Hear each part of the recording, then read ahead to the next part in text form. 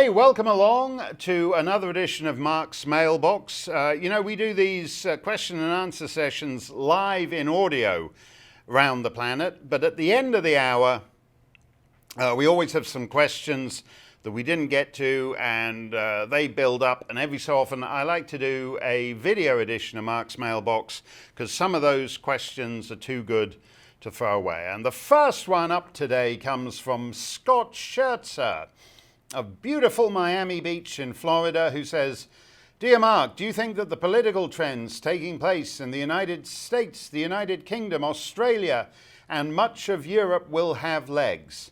That the worldwide elite are taking a beating currently provides hope, though I'm afraid this is a short-term phenomenon. Can this possibly last?" I'll spend a bit of time with this one, Scott, because it's very interesting. It's the 30,000 feet view of things, that there is a pushback against the globalists and the question of whether this is a worldwide trend or not. And by its nature, it isn't really a worldwide trend, because the so-called populist movements in various parts of the world tend to be interested in reclaiming aspects of their own national culture as much as anything. And so by that definition, it's hard for them to be a global movement, except insofar as they're in opposition to a global movement. And we should exclude a few places. First of all, you mentioned Australia. The Australian Liberal Party, which is supposedly liberal in the 19th century Manchester liberal, classical liberal sense, and not in the debased American usage of that word.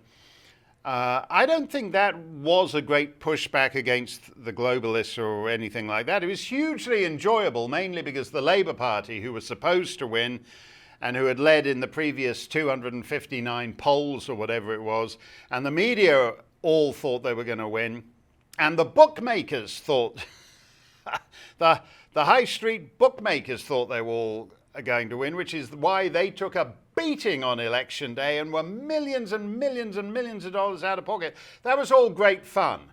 But the party that won are like many right-of-centre parties around the world. You know, if you know your English boys' school, if you went to an English boys' school, in the old days, the prefects used to give the young lads in the first year or whatever they were a tuppence three farthing, because the toilets were very cold at those old drafty English boys' schools.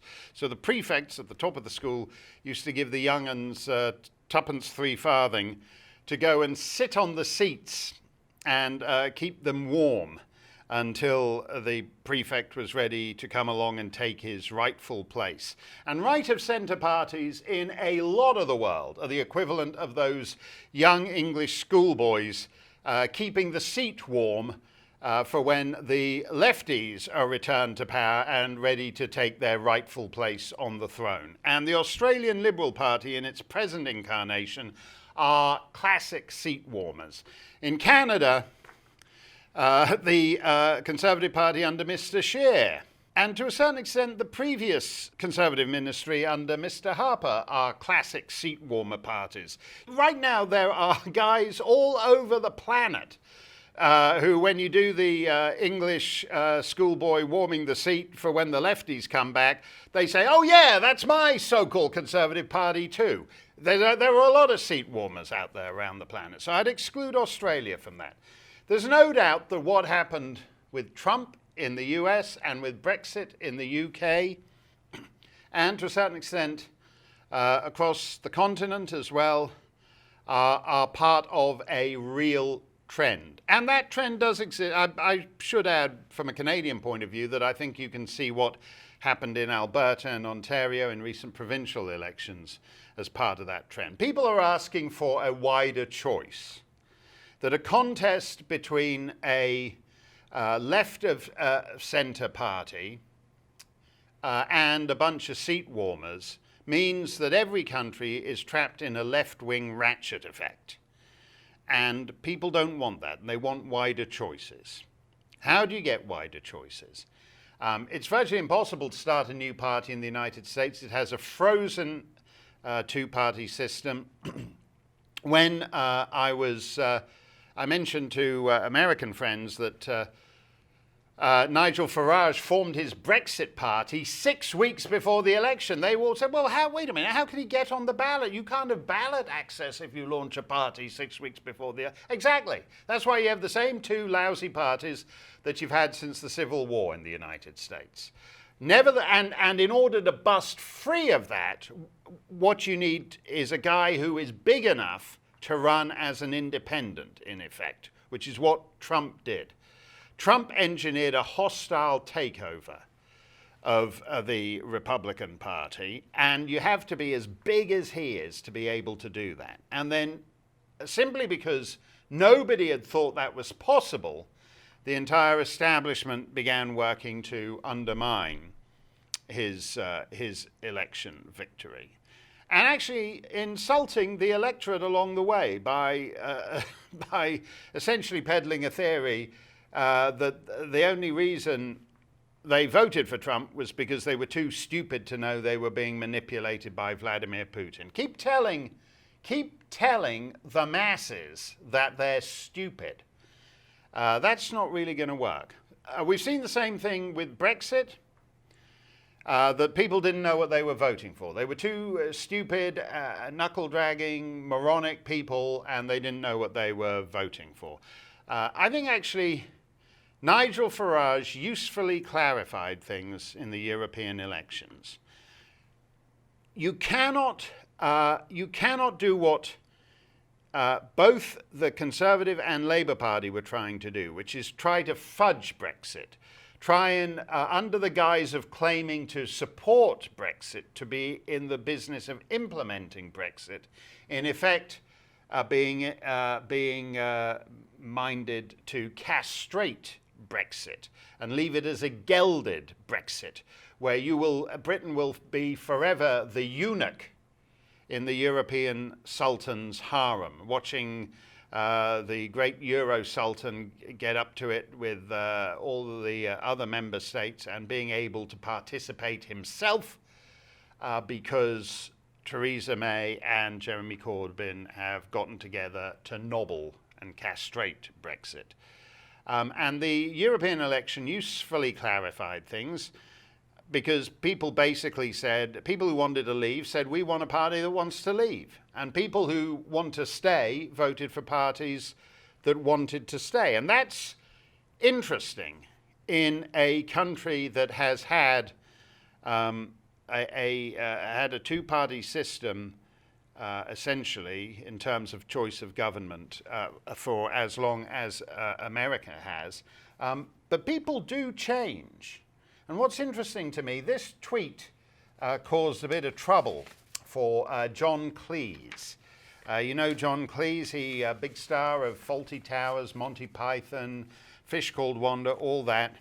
And John Cleese, I've run into John Cleese from time to time over the years. He once threatened to sue me over a thing I wrote about the sequel to A Fish Called Wanda. And what was the other thing? Oh, yeah, one time at some Amnesty International event, and we spoke backstage, and he said, Steyn, S-T-E-Y-N, I'm going to memorize the spelling of your name. And I think the next time I ran into him, it was something to do with an American TV version of Fawlty Towers, where they made the genius decision to get rid of Basil Fawlty. Typical genius studio vice presidents monkeying with a winning formula. John Cleese did remember how to spell my name. Anyway, he's been a liberal. He's not a lefty. He's not a socialist. But he's not a champagne socialist, but he has been a limousine liberal. And he voted and supported England's Liberal Democrat Party for years now, Britain's Liberal Democrats. Now, this tweet, he's changed his mind. He's changed his mind. He would be horrified to find that he's being grouped with the kind of people he's being grouped with. But look at this tweet from the end of May. Some years ago, I opined that London was not really an English city anymore. Since then, virtually all my friends from abroad have confirmed my observation. So there must be some truth in it. I note also that London was the UK city that voted most strongly to remain in the EU. These two things, these central statements, that London is a non-English city, that's correct. A majority of its citizens are neither English, Scottish, Irish, Welsh.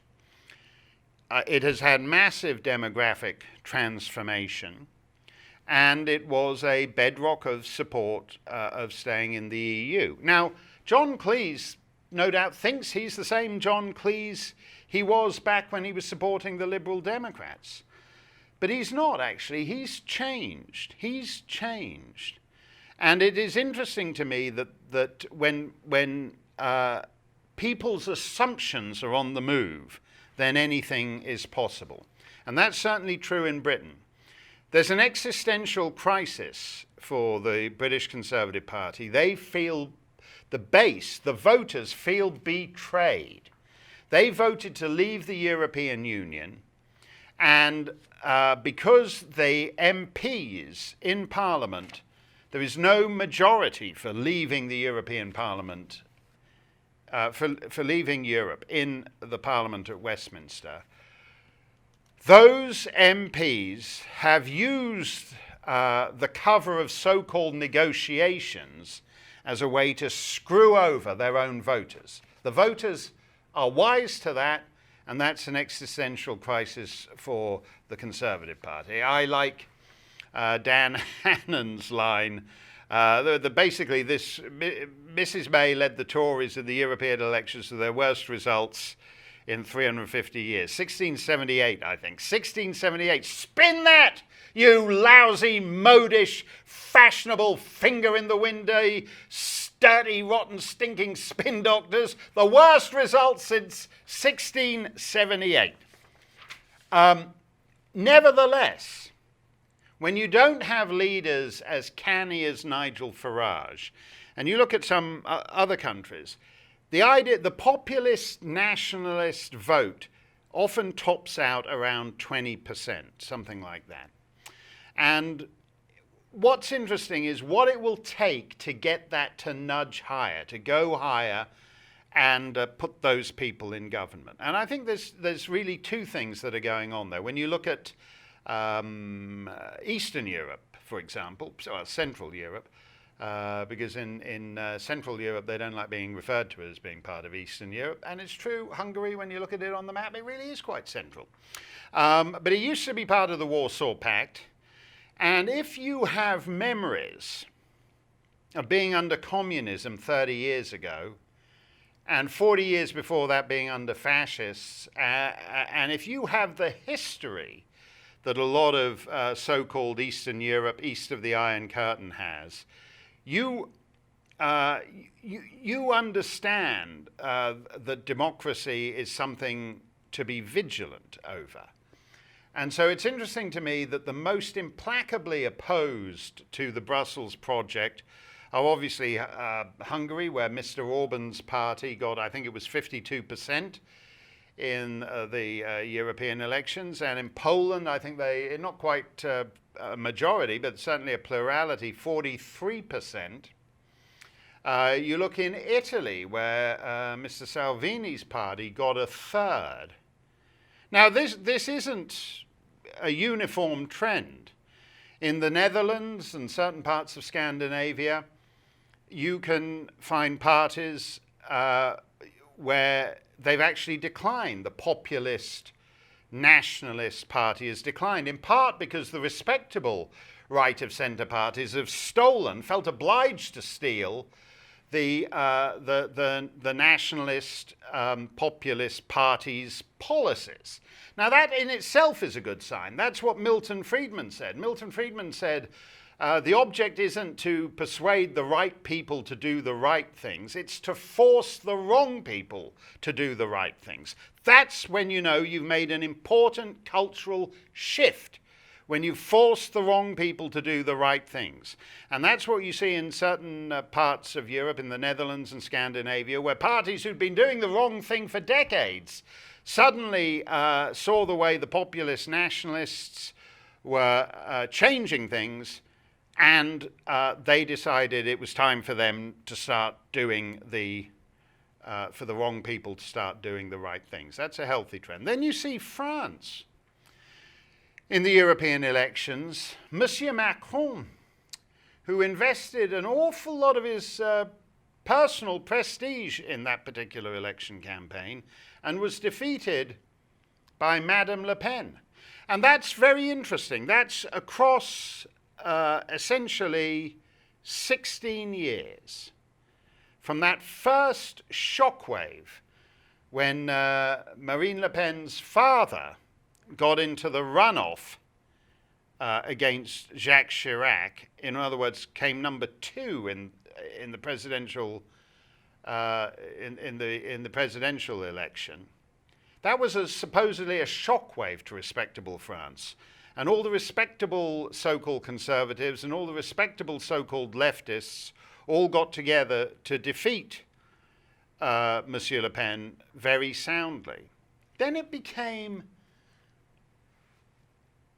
kind of normal for the Le Pen party to get into the final 2 of the election. In other words, people somehow accepted the sense that something had changed, something had shifted, and that the Le Pen forces, the Front National, they've changed their name now, I think, to the National Rally, but that they were in effect what we would say in the Westminster tradition, Her Majesty's loyal opposition, that they were in effect the de facto opposition. Then we have this election now where they actually won. They actually won the election.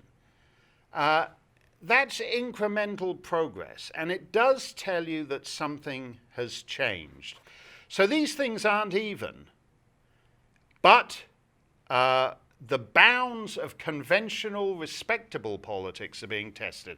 And it comes down to something I've always said. If the respectable parties rule more and more topics out of bounds, which they do, the respectable parties don't want to talk about immigration. They don't want to talk about Islam. They don't want to talk about climate change. They don't want to talk about a whole big bunch of issues. The more and more you say you can't actually talk about this, the more the respectable parties insist that this is beyond the bounds of respectable political discourse, the more the people will seek alternatives elsewhere. What else we got? Because I thought that was a good question. I wanted to. Toby Pilling says, will it soon be illegal to have voted for Brexit? It's not quite illegal to have voted for Brexit, Toby, but you'll notice that the minute Nigel Farage set up his Brexit party, the first thing that happened was that the local enforcers were sent in on a spurious complaint to give them the once-over for alleged campaign finance infractions, none of which they found. But you can bet your life they'd love to have removed Nigel from the ballot if they'd had the slightest thing to go on. Now we see that elsewhere in, I think actually in the United States is the clearest example of that, where basically Trump has been investigated now for getting on for 3 years for the crime of winning the election. Essentially, the state has used the most powerful agencies on the planet to investigate Donald Trump for his election victory. Because they're in denial. They can't believe that he won. He shouldn't have won. They thought they'd set up enough shenanigans to prevent him from winning. And when he actually did win, they decided, in effect, to do as Toby Pilling suggests, re-Brexit, to criminalize his victory. And in effect, find some way of getting some judge somewhere to rule that Trump's victory in the election is illegal. So we will be seeing a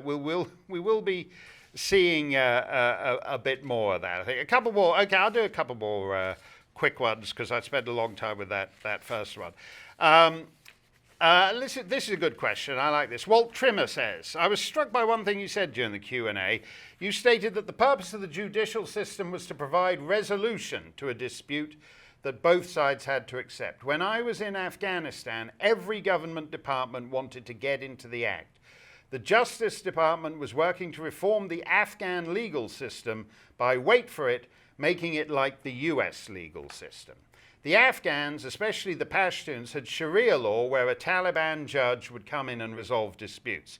Sharia is more than just divorces and throwing gays off buildings and covers all the typical civil legal disputes such as contracts, land ownership, who owns which goat, etc.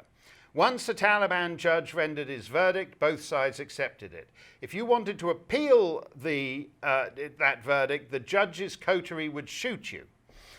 When I heard about this, I thought, what kind of war crime could be worse than imposing our system where you have expensive lawyers, delays, and judges who could be bribed? There is a saying, you can't beat something with nothing. In this case, we offered less than nothing. In the counterinsurgency business, this is called a source of instability. This is one of the things I saw that told me we could never win. Walt, I'll just say very quickly about this, Walt, because you make an important point here, which isn't quite the point you're making, I think, and I'm with you on the US legal system. I've been in it in 2 lousy cases for years now. It's a disgrace. The process is the punishment. There's no amount of money on earth that these bloodsuckers won't suck up in this dirty, rotten, procedurally clotted system. America employs as many lawyers as the rest of the planet combined, and most of them are lousy. They've taken a very good system, common law, and perverted it. But when you go into a country, you don't go in there. If you're serious, you don't just go in there with drones and special forces and all the rest of it. You will have to go in there with a national purpose. There are a lot of common law countries. Why? Because when Britain expanded around the world and she wound up setting up camp in the middle of Africa or on some island in the South Pacific, Britain found it congenial to run those places as if they were in Britain. And so you can be in court in the Solomon Islands, you can be in court in Mauritius, you can be in court in Botswana, you can be in court in Belize. And to this day, if something is repugnant to the laws of England, it's not going to get very far in the courts of those countries. And likewise with education. The Lord Macaulay's Act, Lord Macaulay's paper, white paper for the education of Indians under the British Raj is one big reason why India isn't like the Middle East today and just a crazy quilt of psycho one-man dictatorships and layabout sultans, but is actually a functioning society which produces people who are at the end of customer service whenever you call 1-800-Microsoft from any corner of the United States. That's on Lord Macaulay. We have Lord Macaulay to thank for it. Now, as you pointed out, if America goes into these countries and tries to set up an education system, the US education system is even crazier than Saddam Hussein's education system.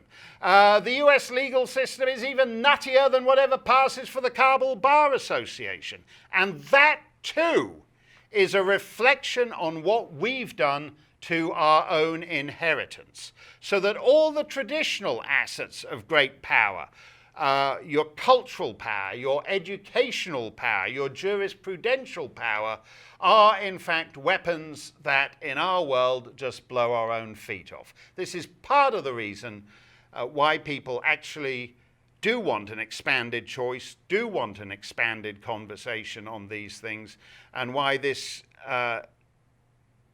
seesaw between a cultural nationalism and an ineffectual globalism by incompetent elites isn't going to go away anytime soon. Thank you for all your questions. We will see you next time.